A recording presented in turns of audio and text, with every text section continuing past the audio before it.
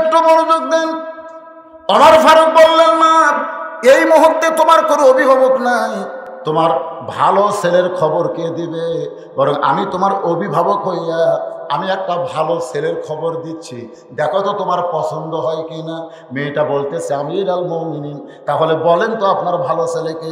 ওমর ফারুক বললেন, ছেলেটার নাম হলো আব্দুল্লাহ, যোগ্যতা হলো 6 লক্ষ হাদিসের হাফেজ, বাবার নাম হলো উমর, লম্বাই হলো 6 ফুট 2 ইঞ্চি, বয়স হলো মাত্র 21 বছর। এই ভালো ছেলের সঙ্গে যদি তোমার বিয়ে হয় রে মা, তাহলে তুমি আমার ঘরে বৌমার অধিকার পেয়ে যাবে। জোরে কোন কি মা? আরো জোরে। এ সবাই বলতেছেন না। বেটার বউকে আপনারা কি কোন? মুরব্বী, বেটা আছে? আছে? আপনার বেটা আছে? ঘুম পাড়তেছি, বেটা আছে? বেটা আছে? তো বেটার বউ আপনারা কি করেন? বেটার বউ কি করেন বাবা?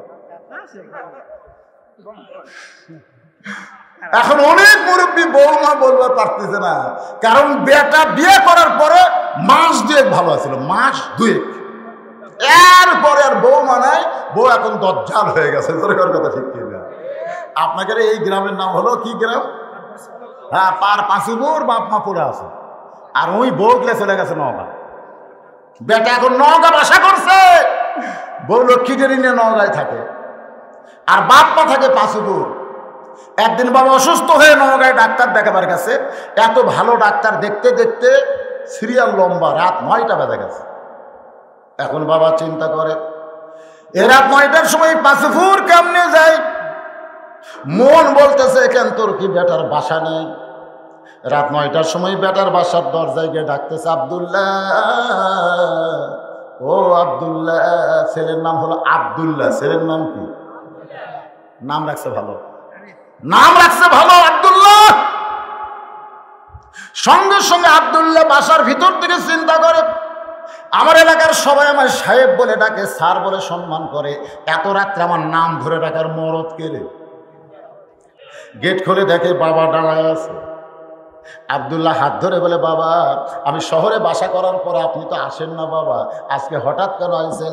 বাবা বলতেছে, আমার ঠেকা পড়ছে, তুই যে বিয়া করছিস তোর ওটা বউ করে, বিয়া করার পর মাস 2 ভালো ছিলি, তারপরে তোর বাপ মা বাদ দিয়ে তুই এখন বউলে শহরত থাকিস। আব্দুল্লাহ মুখে থাকতে কেন? বাবা, বাবা মনের কথা মনের মধ্যে থাকা, বাহ, বার করেন না, এত বউ ভয় করে। বাবা হাত ধরে রেস্টরুমে বসাইছে। বাবা সোফার টেবিল বসে, সোফাতে বসে টেবিল সামনে নিয়ে এমন সময় আব্দুল্লাহ বলতেছে, বাবা আপনি একটু ধৈর্য ধরেন। বাবারে ধৈর্য ধরার কথা বলে আব্দুল্লাহ ঘরের মধ্যে গিয়ে দেখে বউ কম্বল গাওয়ার দিয়ে শুয়ে আছে। আব্দুল্লাহ কানে কানে বলতেছে, বাবা কিন্তু বিপদে পড়ে আমাদের বাসায় এসে, ডাক্তার দেখতে দেখতে 9টা বাজছে বলে বাবা বাড়ি যাওয়ার পারে নাই, এই জন্য আমাদের বাসায় এসে, ইচ্ছা করে কিন্তু আসে নাই, বাবাকে একটু সম্মান করে সামনে খাবার দেওয়া। বউ বলতেছে, সকাল থেকে আমার মাথা বেদনা, সকাল থেকে গাড়ার মধ্যে শিরশির করতেছে, আমি খাবার দেওয়ার পারবো না। আব্দুল্লাহর বাবা চিল্লায় বলে, আব্দুল্লাহ আমার অসুস্থ বউ মনে কষ্ট দিস না বাবা, আমি কিন্তু খাওয়ার জন্য আসি নাই, আমি কিন্তু একটা রাত তোর বাড়িতে থাকবার চাই। আব্দুল্লাহ বলে, তাহলে কি খাবেন না বাবা? বলে, আমার পেট ভরা আছে, খাওয়া লাগবে না। রাত 9টার সময় বাবা না খাইয়া ঘুমিয়ে গেছে। রাত যখন 11টা বাজে, এমন সময় আব্দুল্লাহর শালা বুলেট, আব্দুল্লাহর শালার নাম হলো বুলেট, বইয়ের নাম হলো শেফালি। ধরে কোন বইয়ের নাম কি? আপনারা খবরদার শেফালি, রূপালি, সোনালি এই শালীদেরকে বিয়ে করবেন না। আগে খোঁজ নেবেন মেয়েটার নাম কি, যদি হয় দুলালি, শেফালি, রূপালি, সোনালি, বিয়া বাকি। কারণ নাম যেমন তার চরিত্র তেমন হবে। আল্লাহ রাসূল বলেছেন, হাসরের ময়দানে আল্লাহ ডাক দেবেন, মরিয়ম, সঙ্গে সঙ্গে হাজার হাজার মেয়ে মানুষ দাঁড়িয়ে যাবে। আল্লাহ বলতেছে, আমি ঈসার মা মরিয়মকে ডাকলাম, তোমরা দাঁড়াইছো কেন? মেয়েরা বলবে, আল্লাহ আপনি ভুল করতে পারেন, তাই বলে আমরা ভুল করব? আল্লাহকে আমি কি ভুল করলাম? মেয়েরা বলবে, আপনি ঈসার মা মরিয়ম বলে ডাকবেন, আপনি মরিয়মকে ডাকছেন, এখন আমাকে নাম দে মরিয়ম। আমরা কি করবো? আল্লাহ কাছে যা, মরিয়মের সঙ্গে যখন নামের মিল পড়ছে, মরিয়মের সাথে জান্নাতে চলে যা। এই জন্য নামটা ভালো দেখে বিয়ে করো রে যুবকেরা, তারা এখনো বিয়ে করোনি, খবরদার। শালা ডাকতেছে 11টার সময়, শেফালি আপা, বিড়াল যেমন ইন্দুর ধরা জন্য লাভ মারে, আব্দুল্লাহর বউ তেমনি কম্বল ফেলা দিয়ে মারছে লাভ। আব্দুল্লাহ তাকায় দেখে কম্বল আছে, বউ নাই। বউটা গেল কোন জায়গায়? গেট খুলে বলতে যে ভাইজান এত রাত্রে কোত্থেকে? বলে ক্যারাম বোর্ড খেলতে খেলতে রাত হয়ে গেছে, আমি একটু ঘুমাবার চাই। বোন বলতে যে পাগল হইছো তুমি, আমার কলিজার টুকরা ভাই, তুমি না খাইয়া ঘুমাইলে আমার চোখে ঘুম ধরবে না। ডাইনিং টেবিলের চেয়ারে বসাইয়া মাছ গরম, গোস্ত গরম, ভাত গরম, সব গরম করে ভাইয়ের সামনে দিয়া বলে খাও ভাই, খাও ভাই, তুমি না খাইলে আমার কলিজার শান্তি নেই। আব্দুল্লাহ ঘরের মধ্যে দিকে চিন্তা করে, 9টার সময় আমার বাবা আইছে, তোর তখন মাজা বেদনা, পিঠ শিরশির করে, আর 11টার সময় খাবাই খাবাই, খবর কি? বার হয়ে দেখে 5 তরকারি গরম ভাত, শালার মাথায় বইয়ের হাত। কয় তরকারি? 5 তরকারি গরম ভাত, ওই শালার মাথায় ওর বইয়ের হাত, আর এক টুকরা খাওয়াই। আব্দুল্লাহ আস্তে আস্তে বাবা যেই ঘরে ঘুমাই, ওই ঘরের জানলার কাছে গিয়ে দেখে 0 বাল্বে বাবার শুকনা মুখটা দেখতে পাই, চোখের পানি বের হচ্ছে। আল্লাহর কোরআন বলে, ওয়াকাযা রাব্বুকা আল্লা তা'বুদু ইল্লা ইয়্যাহু ওয়া বিল ওয়ালিদাইনি ইহসানান। রে আব্দুল্লাহ রে, আল্লাহর পরই হলো বাপ মা। যেই বাবা না খাইয়া তোরে লেখাপড়া করাইছে, যেই বাবা মাটির বিছনায় থেকে তোরে খাট বানায় দিছে, আজকে তুই এত বড় চাকরি করিস, তোর বাবা খায়নি রে, তোর জন্য সব টাকা খরচ করেছে, আজকে সেই বাবা তোর না খায় ঘুম পাড়তেছে, তোর শালার সামনে 5 তরকারি গরম ভাত। এখন বললে আব্দুল্লাহ তোর আমল কি? লিয়াবলুয়াকুম আইয়ুকুম আহসানু আমালা। আমি আল্লাহ তোকে সুন্দর আমলের পরীক্ষা করব। এই মুহূর্তে তোর আমল কি? আব্দুল্লাহ বলতেছে আল্লাহর কোরআন, সুবহানাল্লাহ কোন লাগে। আব্দুল্লাহ চোখ বন্ধ করে চিন্তা করে, কি করব? নারী নির্যাতনের বিচার আছে, এমন একটা দেশে আমরা জন্মেছি ভাই, মরদ মানুষ নির্যাতনের কোনো বিচার নেই। তোরে কোন কথা ঠিক কিনা? এই দেশে খালি নারী নির্যাতনের বিচার। আমি খুঁজলে দেখছি একটা বাড়িতে পুরুষ মানুষ নারী নির্যাতন করে না, বরং প্রত্যেক বাড়িতে নারীরাই পুরুষকে নির্যাতন করে। জোরে কোন কথা ঠিক? আমি খুঁজলে দেখছি। আমার বউ খালি আমার কানের কাছে ফিসফিস করে, তোমার বাবা ভালো না, কিংবা কয় তোমার মা ভালো না, তোমার মা ভালো না। দেখেন আমার বউ, আবার আমার মা আমার বাবার কান গরম করে দেয়, তোমার বেটার বউ ভালো না। আমি দেখলাম আমার বাপেরও দোষ নাই, আমারও দোষ নাই, দোষ হলো আমার মায়ের আর আমার বই। এই মেয়া খুঁজলে দেখেন আমার বাপের হাতে আমার মা আমার বাপকে নির্যাতন করতেছে, আর আমার বউ হাম করতেছে। আপনাকেও করতে, অথচ কোনো বিচার। আব্দুল্লাহ চিন্তা করে নারী নির্যাতনের বিচার আছে, কি করব? এমন সময় আব্দুল্লাহ চোখ বন্ধ করে দেখতে পাই উটি বলা একটা বেলান আছে। উটি বলা, এই যে উটি বলে না, এই উটি বলা একটা বেলান। আব্দুল্লাহ চিন্তা করে কি করব? বিবেক বলতেছে পিছন দিকে তাকায় দেখ, সব জায়গায় মারবি না, এমন জায়গায় মারবি যেটা কোনোদিন কাউরে দেখাবার পারবে না। পিছন দিকে তাকায় দেখ উঁচু হয়ে আছে, ওই উঁচু জায়গায় বিসমিল্লাহ বলে একটা বাড়ি মারবি, একটা হজের সওয়াব পাবি। 2টা বাড়ি মারবি, 2টা হজের সওয়াব পাবি। যে কয়টা বাড়ি সেই কয়টা হজের সওয়াব। জোরে কোন সুবহানাল্লাহ। বিড়াল যেমন ইন্দুর ধরে, আব্দুল্লাহ চুপি চুপি বইয়ের কাছে এই বেলান লুকে নিয়ে দাঁড়ায় আছে। বউ খালি ভাইকে বলতেছে আর একটু রাখা ভাই। ভাই জোরহাত করে বলতেছে আপা আর পারতেছি না, তোর কাজ বাড়িতে আসলে তুই খালি আমাকে জোর করে খাওয়াস। আব্দুল্লাহকে আমার বাবা না খায় ঘুম পাড়তেছে, তোর বউ ভাই খাবার চাই না, তারপরে জোর করে খাওয়াস। এই বলে বিসমিল্লাহ করে মারছে বাড়ি। যেই বাড়ি মারছে আব্দুল্লাহ দৌড়, শালাও দৌড়, বউ দৌড়। শালা বউ 2 দিকে 2 জন দৌড় মারছে। শালা চিল্লায় বলে দুলা ভাই আমার বোনকে মারলেন কেন? আব্দুল্লাহ কয় তোর বোনকে কেন মারলাম? একটা বার দেখে যায়। বলে আমারেও মারবেন নাকি? বলে তোরে মারবো না, তোর একটু দেখাবার চাই। বাবা যেই ঘরে ঘুমায় সেই ঘরে জানলার কাছে বলতে তাকায় দেখ বলে আপনার বাবা কখন আইছে? বলে 9টার সময় আইছে। তোর বোন কইল মাজা বেদনা পিঠ শিরশির করে, আমার বাবার সামনে খাবার দেয়নি রে, আমার বাবা না খাইয়া ঘুম পাড়তেছে, তুই খাবার চাস না তারপরেও জোর করে খাওয়ায়। 11টার সময় 5 তরকারি গরম ভাত। বললে শালা বল আমার আমল কি? লিয়াবলুয়াকুম আইয়ুকুম আহসানু আমালা, যে সুন্দর আমলের পরীক্ষা আমার আল্লাহ করতেছে, এখন বল সবচাইতে সুন্দর আমল কি? শালা বলতেছে আরেকটা মারেন, আর একটা মারেন। ই মানুষের জাত না, ই বাপের আত্মীয় পছন্দ করে, কিন্তু শ্বশুর আত্মীয় 2 চোখকে দেখবার পারে না। তাহলে আমি একটা ছেলের খবর দেই, আপনি চিন্তা করে বলবেন আপনার আব্দুল্লাহ ভালো না সেই ছেলে ভালো? ওমর ফারুক চমকিকে বলে, মা তোমার কাছে কোনো ছেলের খবর আছে নাকি? মেয়েটা বলতে, দেখেন তো আগে নামটা শুনে ছেলেটা কেমন লাগে। ওমর ফারুক বলে, মা ছেলেটার নাম বলো। মেয়েটা বলতে, ছেলেটার নাম হলো হোসাইন, মায়ের নাম হলো ফাতেমা, বাবার নাম হলো হযরত আলী, আর নানার নাম হলো মুহাম্মাদুর রাসূলুল্লাহ। এখন বলেন এই 2 ছেলের মধ্যে ভালো ছেলে কোনটা? না না আপনাকে না, মেয়েটা হযরত ওমরকে বলতেছে, আপনি বললেন 18 বছরের যৌবনা মেয়েকে 1 নম্বর অধিকার হলো ভালো একটা ছেলের সঙ্গে বিয়া বসা।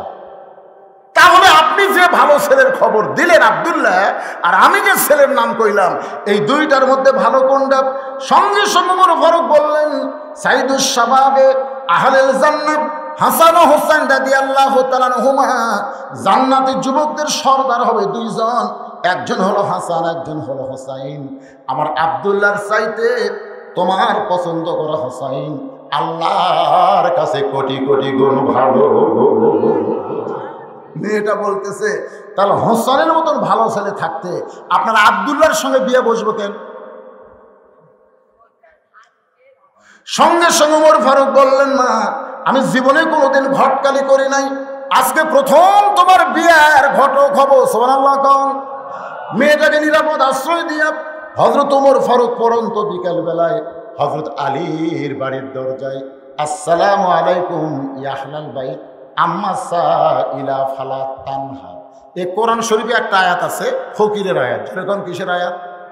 আম্মা সাইলা ফালা তানহার। হযরত আলী চমকে গেল যে সালাম যে দিছে ওমর ফারুকের মতন কণ্ঠ শোনা যায়, কিন্তু ফকিরের আয়াত কেন? দরজা খুলে বের হয়ে বলতেছে, ওয়ালাইকুম আসসালাম ইয়া আমিরাল মুমিনিন। আম্মা সাইলাই ফকির আয়াত কেন তেলাওয়াত করলেন? ওমর ফারুক বলে, আলী রে, জীবনে ঘটকালি করিনি, আজকে প্রথম ঘটক, তোমার হোসেনের ব্যাপারে একটু ঘটকালি করবার চাই। হযরত আলী আল্লাহর শুকর আদায় করে বলতেছেন, আপনার মতন মহান ব্যক্তি যদি বিয়ের ঘটক হয় তাহলে পাত্রী অবশ্যই ভালো হবে। ওমর ফারুক বললেন, পাত্রীর যোগ্যতা হলো 6 বছর বয়সে ঈমান গ্রহণ করছে, 12 বছর ঈমানের পরীক্ষা দিয়েছে, সকালবেলা 3টা করে বাড়ি, বিকেলবেলা 3টা করে বাড়ি খাইছে, এরপরেও মেয়েটা ঈমান হারা হয় নাই।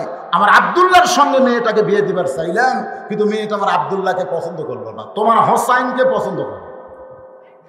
হযরত আলী বলতেছে, এমন একটা মেয়ের খবর দিলেন, আমি মনে মনে হোসেনের জন্য এমন একটা মেয়ে খুঁজতেছিলাম, কারণ না খুঁজে আমি হাসানকে বিয়ে করাছি, না খুঁজে কাক বিয়ে করাছে?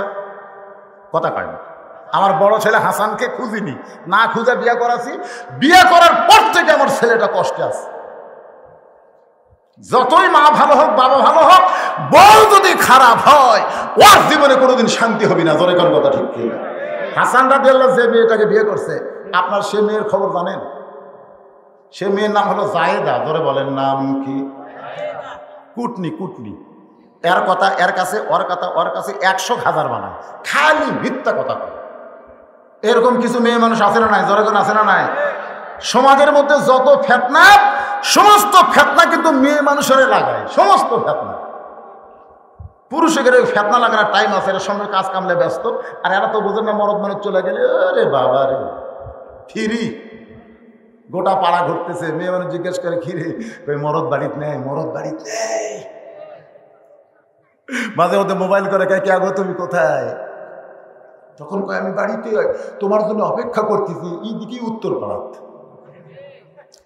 এইরকম মেয়ে মানুষ আছে না? জোরে কার আছে না? নাই? হাসান রাদিয়াল্লাহু যে মেয়েটাকে বিয়ে করেছে সেই মেয়েটা হলো ওই চরিত্রের অধিকারী, নাম হলো মেয়েটার জায়েদা। নামটা খেয়াল রাখবেন, নাম কি?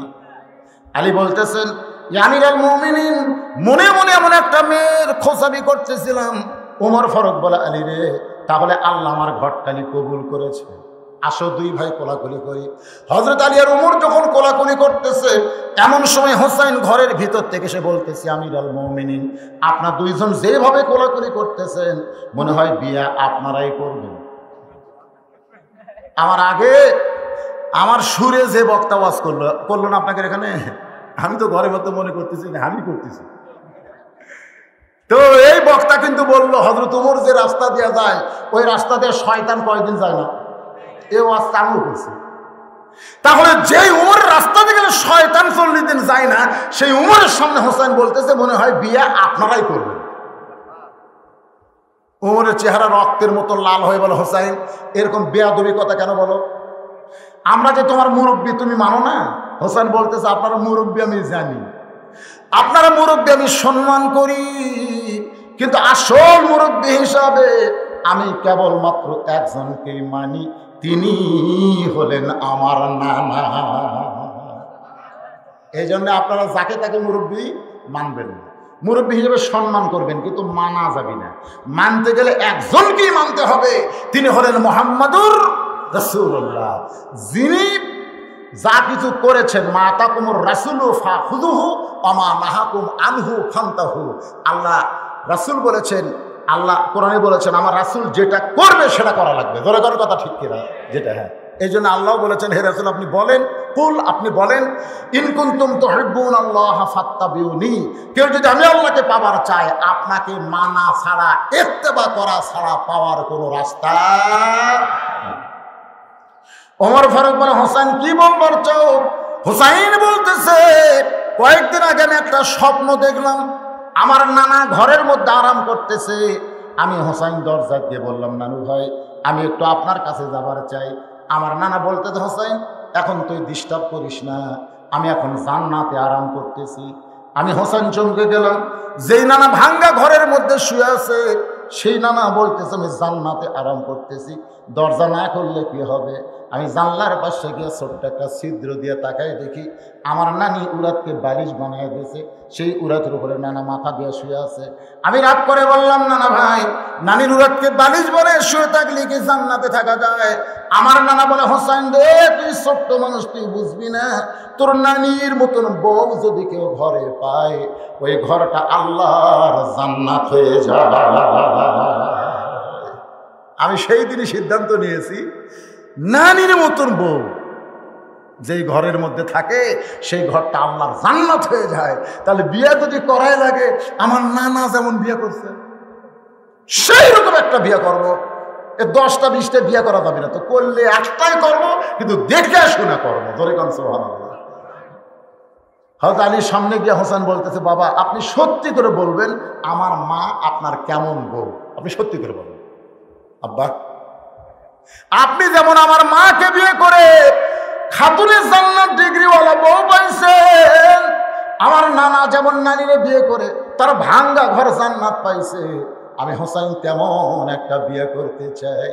ওমর ফারুক বলে, হোসেন রে আমি যে মেয়ের ঘরটারি করতেছি সেই মেয়েটা অত্যন্ত ভালো বাবা।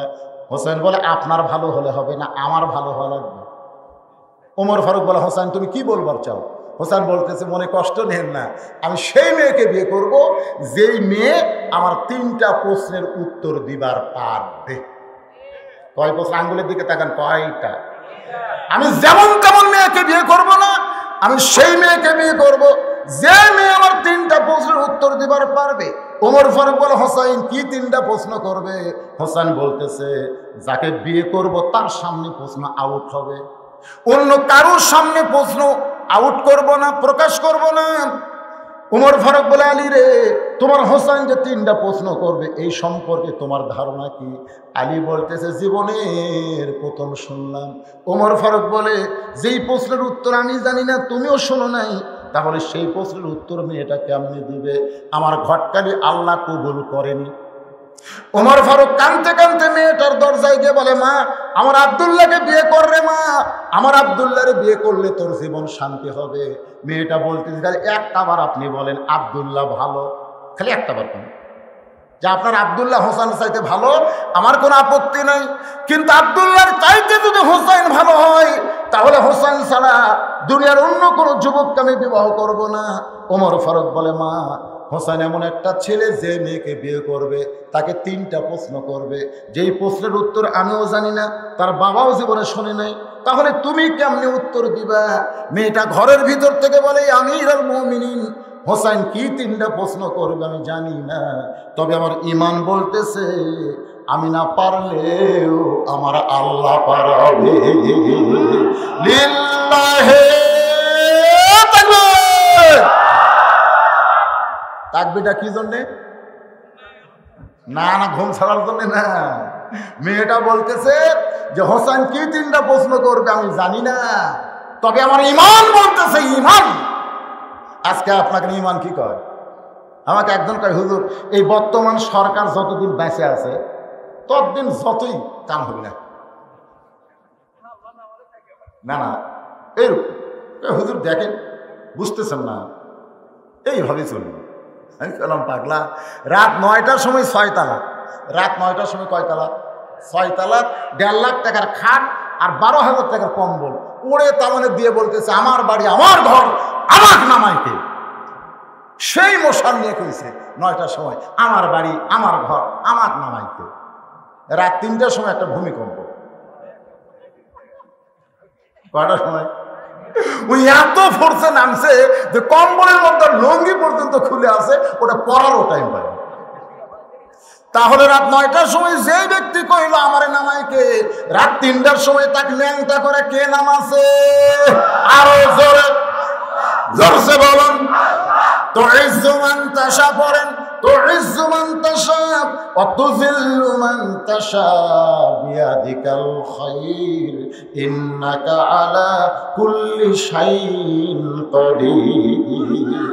সম্মান দিয়ে 6 তালাক তোলার মালিককে, আবার রহমান করেন ন্যাংটা করেন আমার মালিককে। আপনারা বলেন সে আল্লাহ আছে না নাই? আছে না নাই? তাহলে কেমনে কম? মানে আমাদের ঈমান এত দুর্বল হয়ে গেছে ভাই। মেয়েটা বলতেছে যে হোসেন কি 3টা প্রশ্ন করবে আমি জানি না, তবে আমার ঈমান বলতেছে আমি না পারলেও আমার আল্লাহ পারাবে। সঙ্গে সঙ্গে হযরত ওমর মারছে দৌড়, এক দৌড়ে হযরত আলীর দরজায় সুবহানাল্লাহ কোন। এই মাত্র গেছে কানতে কানতে, আবার এই মাত্র হাসতে হাসতে দৌড়াইছে। আলী বলতেছে, আমিরুল মুমিনিন আপনি তো এখনই মন ভার করে গেলেন, আবার কেন হাসতে হাসতে আইছেন? বলে তারিখ করব। হোসেন বলে কিসের তারিখ? ওমর ফারুক বলে তোমার বিয়ার তারিখ না? তুমি যে 3টা প্রশ্ন করবা, মেয়েটা উত্তর দিবার পারবে কি পারবে না তার যাচাইয়ের তারিখ। আলী বলতেছে আমিরুল মুমিনিন যেই প্রশ্ন আপনি জানেন না, যেই প্রশ্ন আমিও জানি না, সেই প্রশ্নের উত্তর মেয়েটা কেমনে দেবে? ওমর ফারুক বলে আলী রে, ইমানের বলে কেউ যখন বলিয়ান হবে তখন বিশ্বাস করা লাগবে সে একলা নাই রে আলী, তার সঙ্গে আমার আল্লাহ রয়েছে। ইমানের বলে যদি আমরা বলিয়ান হতে পারি তাহলে আমরা একলা থাকবো না, আমাদের সঙ্গে কে আছে? আরো জোরে আল্লাহ যাদের সঙ্গে থাকবে তাদের সঙ্গে কেউ পারবে। তাহলে সেই ইমানের বলে বলিয়ান হওয়ার দরকার আছে না নাই? আমরা কারা কারা ইমানের বলে বলিয়ান হতে চাই? একটু 2 হাত তুলে আল্লাহরে দেখান। লিল্লাহি তাকবীর।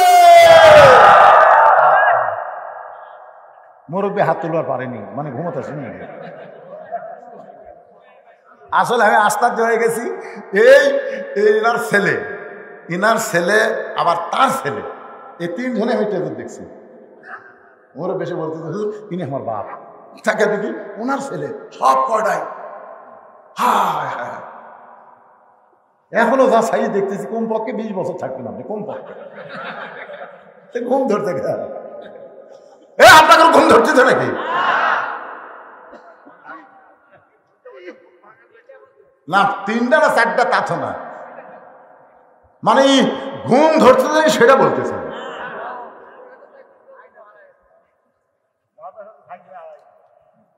না। তাকবীর দিলে শয়তান পলায় যায়, নিজের ভিতরে আর কোনো অলসতা থাকে না।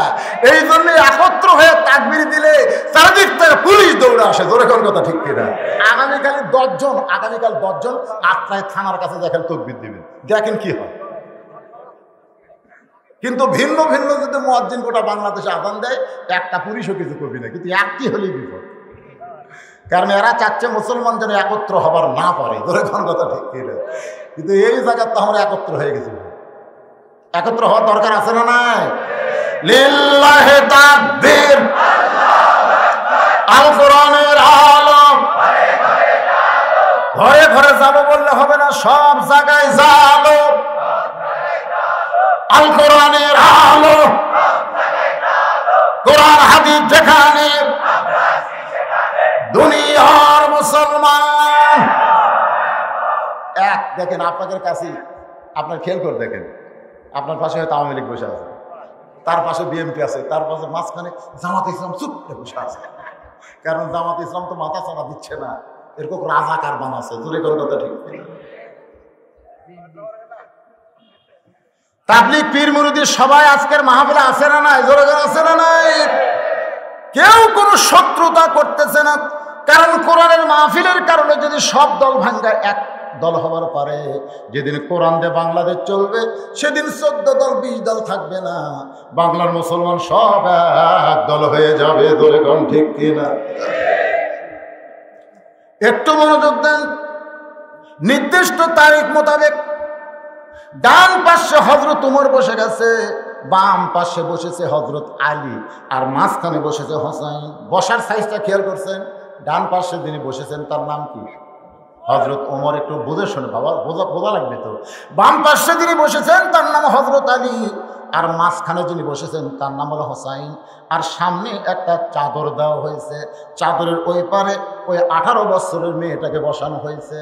এখন যদি আপনাদের কাছে আমি প্রশ্ন করি, সামনে চাদর দেওয়ার কারণ কি? জোরে কোন? আমাদের বাংলাদেশের একজন সংসদ বেগম মমতাজ সংসদের মধ্যে একটা গান গাইছিল, যখন আল্লামা শফি হুজুর পর্দার বিধান বাংলাদেশে চালু করার একটা প্রস্তাব করেছিল। ওই সময় মমতাজ বেগম একটা গান গাইছিল, সেই গানটা হলো, ওরে শরীয়তের মৌলানা চোখ দুইটা করলা কানা, মনের পর্দা বড় পর্দা তোমরা খুঁজা পাইলা না, তেতুল হুজুর বুঝলো না। আল্লামা শফিকে তেতুল হুজুর বানাচ্ছে। ধরে কোন কি হুজুর? সামান্য 2 টাকার একটা গায়িকা, লক্ষ লক্ষ আলেমের ওস্তাদ আল্লাহর ওলি আল্লামা শফিকে তেতুল হুজুর কইছে। তেতুল হুজুর। আর বলছে শরীয়তের মৌলানা আমাদেরকে বলেছে চোখ দুইটা করলা কানা, মনের পর্দা বড় পর্দা তোমরা খুঁজা পাইলা না। মনের পর্দা যদি বড় পর্দা হয়, তাহলে ওমর ফারুকের মন ভালো না খারাপ? এই সময় যদি মুখ বন্ধ করা থাকেন বিপদ হবে। হযরত হোসেনের মন ভালো না খারাপ? হযরত আলীর মন ভালো না খারাপ? 3 জনের মন ভালো, তারপরে সামনে চাদর কেন দিল? 3 জনের মন ভালো হওয়ার পরেও সামনে চাদর দিয়ে বুঝাইল, আল্লাহর আইন যখন দুনিয়াতে চালু হবে তখন পর্দা আইন অনুযায়ী গ্রহণ করতে হবে, কারণ পর্দা করা হলো আমার আল্লাহর আইন। অকরনা ফি বুয়ুতিকুন্না ওয়ালা তাবাররাজনা তাবাররুজাল জাহিলিয়াতিল উলা। ওমর ফারুক বলে, হোসাইন এখন তুমি প্রশ্ন করো। এবার হোসাইন প্রশ্ন করার জন্য দাঁড়িয়ে গেছে। ভাইজান একটু মনোযোগ দেন, এই যুবকেরা বাবা একটু মনোযোগ দাও। হোসাইন রাদিয়াল্লাহু প্রশ্ন করার জন্য দাঁড়িয়ে বলতেছে, রে মেয়ে তুমি একা একা বসে আছো, তাই বলে মনে করো না তুমি একলা হয়ে গেছো, বরং আমি হোসাইন বড় একা হয়ে গেছি। ওমর ফারুক বলে, হোসাইন তোমার কি মাথা খারাপ নাকি?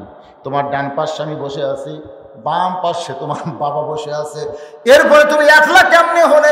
হোসেন বলে, এ মেয়ে আমার 2 পাশে 2 জন মহামানব দেহ নিয়ে বসে আছে, কিন্তু মনে মনে তোমার পক্ষ নিয়েছে। আপনি বলেন তো উমর ফারুক কার পক্ষে? হযরত আলী কার পক্ষে? নির্বাচন কমিশনের নিরপেক্ষ। বর্তমান সরকারের আছে না নাই? সবাই বলে নির্বাচন কমিশন নিরপেক্ষ, আসনে বসে আছে, কিন্তু মনে মনে একটা দলের পক্ষ নিয়েছে, দিনের ভোর রাতে করতেছে। আমি এখান থেকে বুঝতে পারছি নিরপেক্ষ বলে কোনো কথা নাই, আসলে ভুয়া কথা। স্বয়ং আমার আল্লাহ নিরপেক্ষ নয়। আপনারা কোন তো আল্লাহ কি নিরপেক্ষ? কথা কেন আল্লাহকে নিরপেক্ষ? আল্লাহ যদি নিরপেক্ষ হতো তাহলে কোরআনের এই আয়াত কেন নাযিল করলেন? অমাইয়াবতাগি গায়রাল ইসলামা দীনান ফালান ইউকবালা মিনহু। ইসলাম ছাড়া অন্য কোনো ধর্ম যদি কেউ গ্রহণ করে, আল্লাহ বলতেছে সেটা কবুল করা হবে না। তার মানে বোঝা গেল আল্লাহ নিরপেক্ষ না, আল্লাহ ইসলামের পক্ষে। ধরে করার কথা ঠিক কি না? নিরপেক্ষ একজন অবশ্য পাওয়া গেছে 50 বছর পর। 50 বছর পরে এই বছর বাংলাদেশে একটা নিরপেক্ষ মানুষ চেয়ারম্যান হচ্ছে। নিরপেক্ষ নাম কি করলেন? আরো জোরে, জোরসে বলো। তাহলে যারা বলবো আমরা নিরপেক্ষ, তারা কি? তারা কি? হিজড়া ছাড়া। কারণ হিজড়া পুরুষেরও পক্ষে না, নারীরও পক্ষে না, হলো নিরপেক্ষ। জোরে কথা ঠিক এ ছাড়া ভাই নিরপেক্ষ বলে কেউ নেই।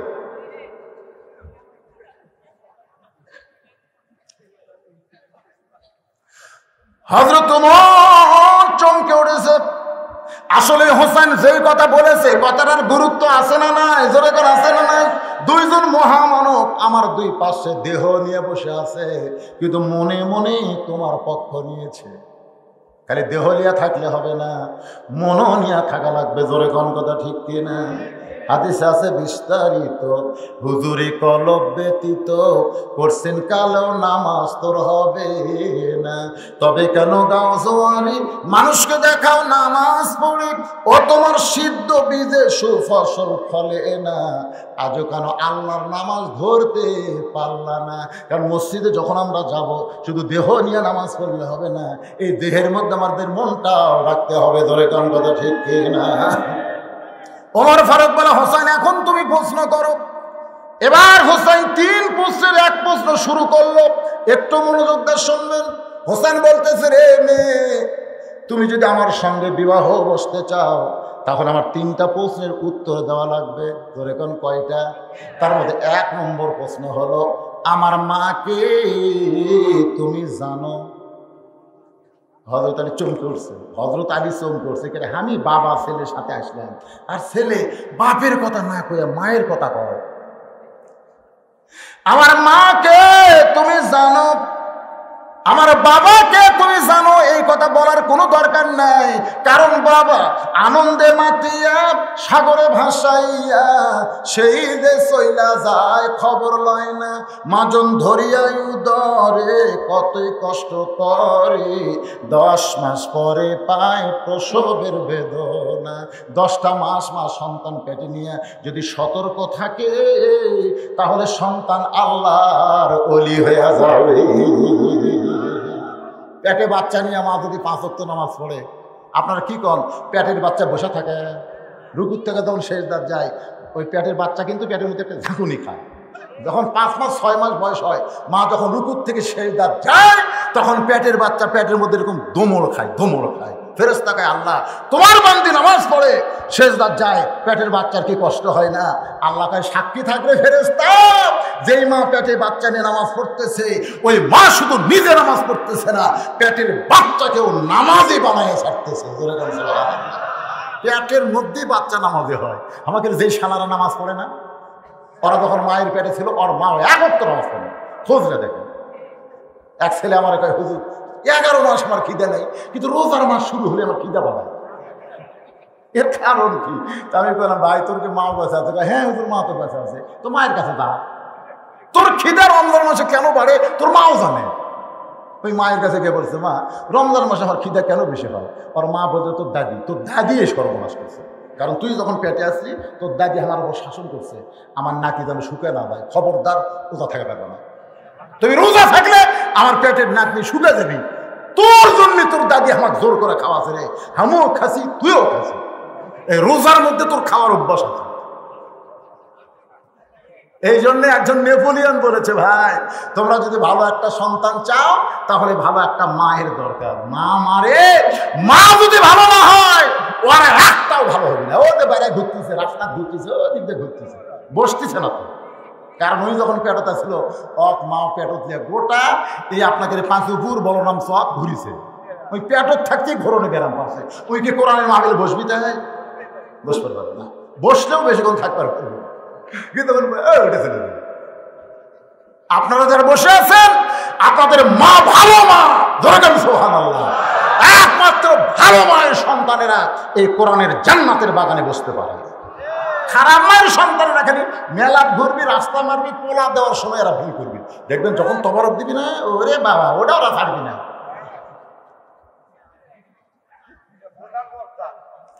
কয়টা বাজল রে? না না বেশি বাজেনি, 11টা না, কেবল নয় 11:40 কেবল। ওয়াজ তো এখনো শুরু হয় না, একটু মনোযোগ দেন।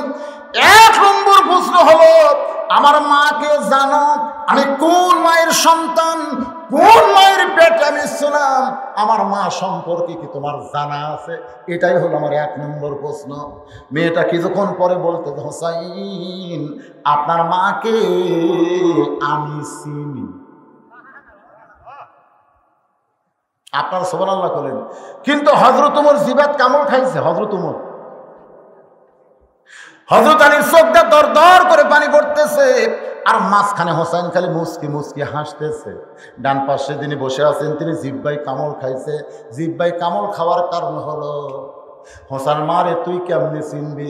হোসেন মা তো চিনার জিনিস না, হোসেনের মা হলো জানার জিনিস। সুবহানাল্লাহ কোন? হোসেনের মা তো চিনার জিনিস না। গভীর রাত্রে হযরত আলীর কাছে ফাতেমা বলতে, স্বামী গো আজকে রাত্রেবেলায় আমার মৃত্যু হবে, কারণ সবসময় পর্দার ভিতরে ছিলাম। আল্লাহকে বলেছি, আল্লাহ পর্দার মধ্যে আমার মৃত্যু দিও। আল্লাহ আমার দোয়া কবুল করেছে, এজন্য গভীর রাত্রে আজকে আমার মৃত্যু হবে। গাছের গোড়া কাটলে গাছটা যেমন ঠাস করে পড়ে যায়, হয়তো তেমনি পড়ে গেলেন ঘরের মাজায়। মা ফাতেমা দৌড়ে গিয়ে ওই স্বামীর মাথা উড়াতে নিয়ে কপালে একটা চুমাতে বলে, স্বামী গো আমি মরে যাওয়ার পর আমার 3টা চাওয়া আপনার পুরা করা লাগবে। 1 নম্বর চাওয়া হলো রাতের অন্ধকারেই আমাকে দাফন করবেন। আমি রাতের অন্ধকারে পর্দায় মারা যাব, আর দিনের আলোতে আমার কবর দিবেন। এইটা চলবে না গো, রাতের অন্ধকারেই আমাকে দাফন করা লাগবে। আমার জানাজার জন্য কোনো মানুষের ব্যবস্থা করবেন না। আলী বলে, ফাতেমা তোমার জানাজায় লক্ষ মানুষ তোমার জন্য দোয়া করবে, তুমি কি লক্ষ মানুষের দোয়া চাও না? ফাতেমা বলে, স্বামী গো লক্ষ মানুষ যদি বলে ফাতেমা ভালো, আর আপনি যদি বলেন আমার বউ ভালো না, ওই লক্ষ মানুষের দোয়া দেয় ফাতেমার 1 তিল পরিমাণ লাভ হবে না।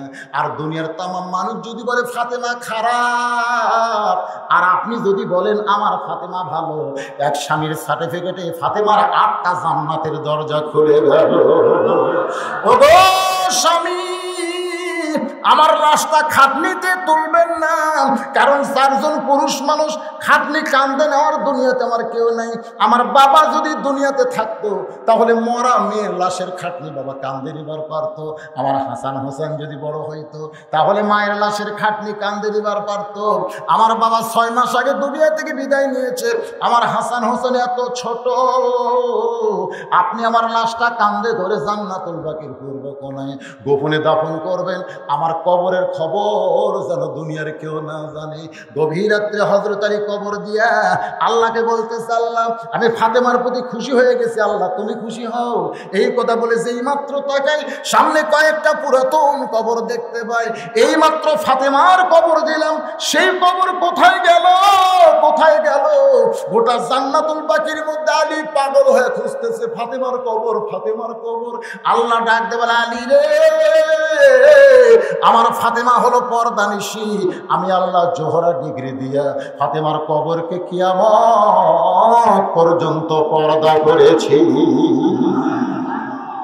যেই ফাতেমার কবর পর্যন্ত মানুষ পায় না, আর উই অক্সিনে প্রশ্ন করেছে আমার মাকে জানো? আর কয় আমি চিনি। চিনি কি?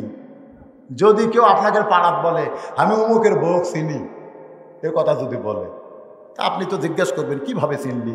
গোটা পাড়া ঘরে অক্সিনে না, ফকির পর্যন্ত অক্সিনে, মেতর পর্যন্ত অক্সিনে, অটো ভ্যানারা পর্যন্ত অক্সিনে, চিনে না? কথা কন না কেন ভাইরে, কথা কন না কেন? যে বউ গোটা পাড়া ব্যাপারটা ঘরে অত্যন্ত একটা মেতরও চেনে, পাড়ার পায়খানা সাফ করে সে মেতর কয় মানে ওই ওর বউ দেখে লোভ হসে, মেতরের লোভ হসে, কি করবি? একটা অটো ভ্যানালাও কয় যারা ব্যাপারটা বউলে আছে এরকে বউ কিন্তু সবাই যদি ছিনে তাহলে কি হলো? ওই বউ জান্নাত যাবে না, ওই বউয়ের স্বামীকেও বউ ছাড়বে না। কি হয় রে, মাঝে মাঝে খারাপ হয় গাই, কি কথা বাবা, রাত 12টা বাজতেছে আর এরকে চেহারা কে টক টক করতেছে, তার মধ্যে তোমরা আমার ক্যামেরালে ডিস্টার্ব করো, এমনি যে টাঙ্গা বাদ দিছে। হযরত আলী ছোট বাচ্চার মতন কাঁদতেছে, কান্দার কারণ হলো আমি স্বামী হইয়া আমার বউরে চিনবার পারিনি, আর তুই কেমনে চিনবি? সুবহানাল্লাহ, স্বামী হয়ে চিনবার পারবি, স্বামী চিনিনি রে।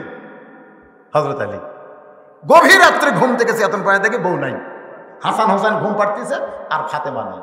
যত বড়ই বিষয় হোক, বউ যদি ঘরত না থাকে রাত্রেবেলা সন্দেহ হবে না? এই কথা কোন সন্দেহ হবে না?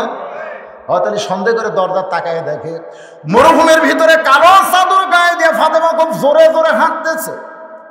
হযরত আলীর সন্দেহ বেড়ে গেল, এত রাত্রে ফাতেমা যাবে কোন জায়গায়? নিরাপদ দূরত্ব বজায় রেখে পিছনে পিছনে হাঁটে।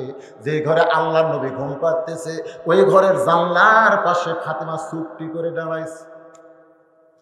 হযরত আলীর মনে সন্দেহ হয়, আমার বিরুদ্ধে না জানি কিছু বাবার কাছে বলবার আইছে, দেখি বাবার কাছে কি বলে।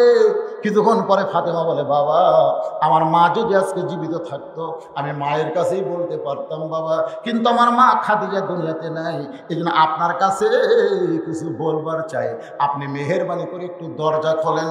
যেই মাত্র নবী দরজা খুলেছে ফাতেমা ঘরের মধ্যে, সঙ্গে সঙ্গে নবী জিজ্ঞাসা করে, ফাতেমা তুই একা একা কেন ঘরের ভিতরে? আমার আলীকে ঘরের মধ্যে নিয়ে আয়। তখন হযরত আলী জানলার কাছে চমকে উঠছে, সুবহানাল্লাহ, জানলার কাছে চমকে উঠছে। ফাতেমা বলতেছে, বাবা আমার স্বামীকে তো আনতে চাইছিলাম, কিন্তু কেমনি আনবো? আমি যখন আমার স্বামীকে ডাক দিবার চাই তখন আমার স্বামী ঘুম পাড়তেছে, একটু ঘুমন্ত স্বামীকে ডাক দিলে স্বামী যদি বেজার হয়, এই জন্যই ডাকতে সাহস পাইনি বাবা।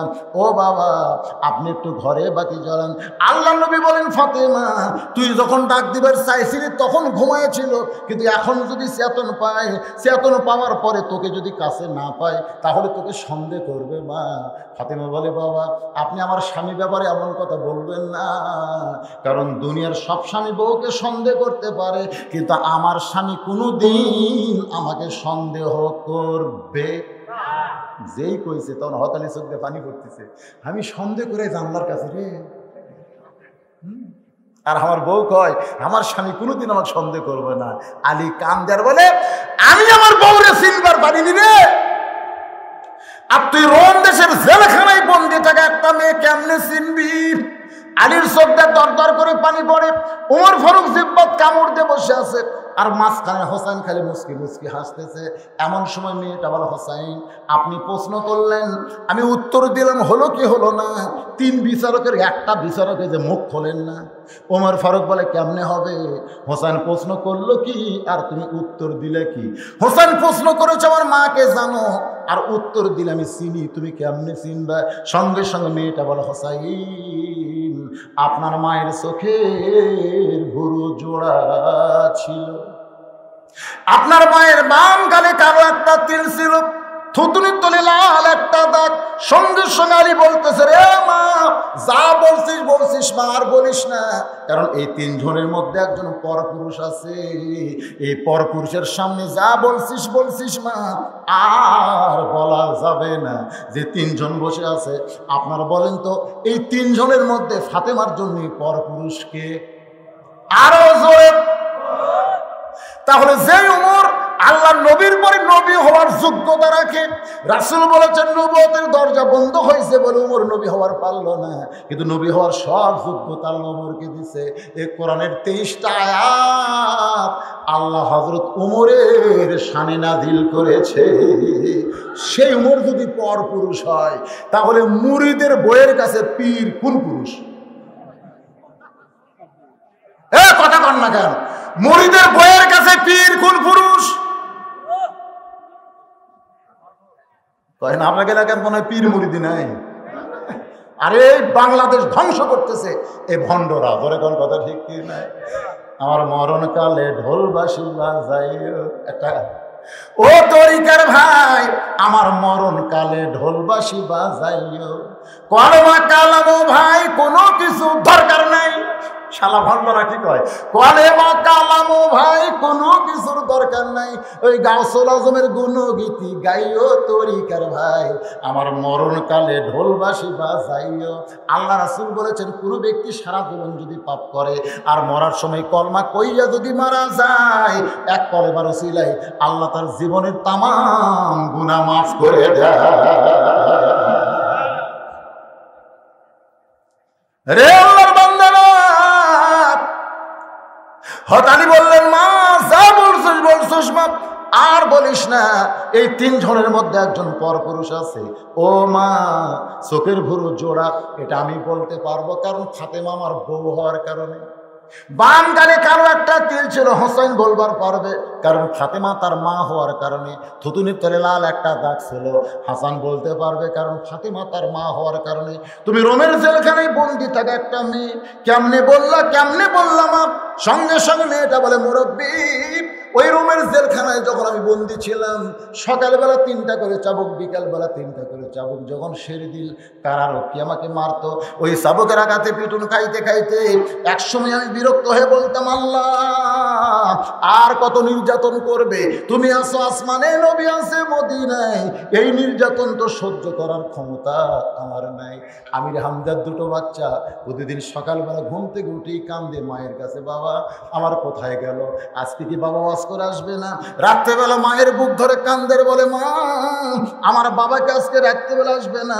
আমির হামজা জেলের মধ্যে কাঁদতেছে, আল্লাহ চুরি করিনি, ডাকাতি করি নাই, কোরআনের আয়াত নম্বর, সূরা নম্বর, পারা নম্বর ধরে হক তাফসীর করে আজকে অযথা জেলখানায় বন্দি আছি। আল্লাহ আর কতদিন এইভাবে থাকবো? মাঝে মধ্যে একটু বিরক্ত হয় কি হয় না? জোরে কারণ হয় কি হয় না?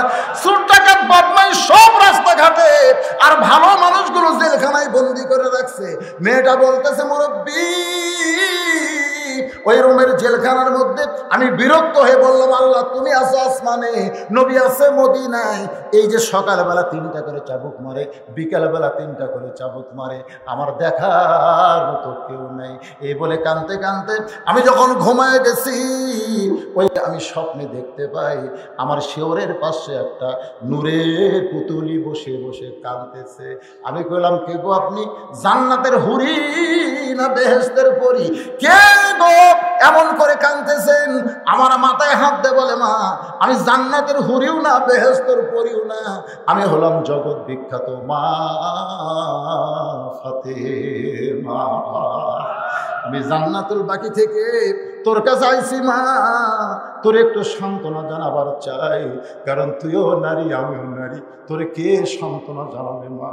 আমি তখন তাকায় দেখি তার চোখের ভুরু আমি জোড়া দেখতে পাই, তার বাম গালে কালো একটা তিল দেখেছি, থুতুনির তলে লাল একটা দাগ দেখতে পাই, এরপরে আর কিছুই দেখতে পাইনি। এই জন্য বলেছে আপনার মারে আমি চিনি। সঙ্গে সঙ্গে হোসেন বলে, রে মেয়ে, 1 নম্বর প্রশ্নের উত্তর যেমন আশা করেছিলাম তার চাইতে 100 গুণ তুমি সুন্দর দিয়েছ। ওমর ফারুক বলতে, আলী ভাই আমার ঘটকালে আল্লাহ কবুল করছে। হোসেন বলে, এত সহজ না, 3টা প্রশ্নের উত্তর না দিলে আমি বিবাহ করব। কারণ 1টার উত্তর সবাই দিবার পারতে পারে। কবরে যখন হিন্দু যাবে, যদি মুনকির নাকের জিজ্ঞাসা করে মান রব্বুকা, তোর রবকে, খেলা তোরা হয়তো বলবে আল্লাহ। যেরকম ঠিক কিনা? ইউক্রেনের প্রেসিডেন্ট রাশিয়া যে আরে অক মারতেছে বুঝলেন, কিছুদিন আগে ফেসবুকে ভাইরাল আছে, ওই আল্লাহ আল্লাহ করতেছে, আল্লাহ আল্লাহ আল্লাহ আল্লাহ, কে রে শালা খ্রিস্টান, আল্লাহ করিস কে, মানে মরার ভয় ঢুকছে ভাই। এই জন্য হিন্দুরা মরার সময় লা ইলাহা ইল্লাল্লাহ মুহাম্মাদুর রাসূলুল্লাহ তুলসী তলা তুই আসে, ভালো হলে আর নেয় না, কারণ কলমা পড়ে অর্থ ঠেলাপ করে ওরাও আল্লাহ কয় কি কয় না। কিন্তু 2 নম্বর প্রশ্ন যখন করবে আমার নাবিউকা তোর নবীকে, তখনই তো যদি প্রশ্ন করে আমার দিনুকা তোমার ধর্ম কি, তখনই আটকে যাবে। 1 নম্বর সবাই পারতে পারে, 2 নম্বরে ধরা খাবে। ওমর ফারুক বলে হোসাইন তাহলে এখন 2 নম্বর প্রশ্ন করো। এবার হোসাইন মেয়েটাকে 2 নম্বর প্রশ্ন করবে, শুনবেন। এরপরে আছে কয় নম্বর? 3 নম্বর। আজকে এখানে সব প্রশ্নের উত্তর হবি, বিয়ে হবি,